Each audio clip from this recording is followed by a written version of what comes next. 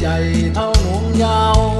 โอ้ผู้สาวเมืองลาวตั้งสวยไม่เบาเหมือนดังหินแต่งเพียงเลียบไปมองก็หลงรักน้องอย่างแรงโอ้สาวลาวแก้มแดงไอ้นี้อยากแต่งเธอไปเป็นเมีย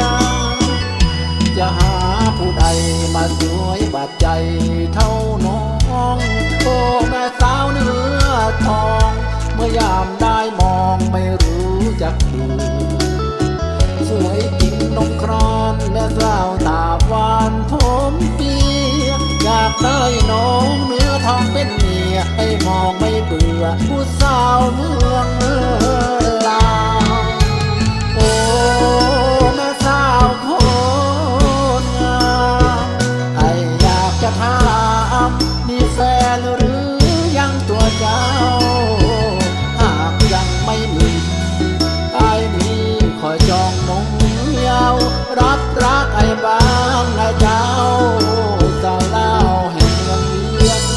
จันทร์จะหาผู้ใดมาสวยบาดใจดังนี้โอ้แม่สาวคนนี้ว่าตัวไอ้นี้จะไปขอ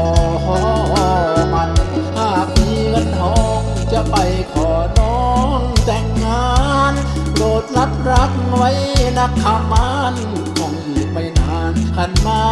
ต้องมา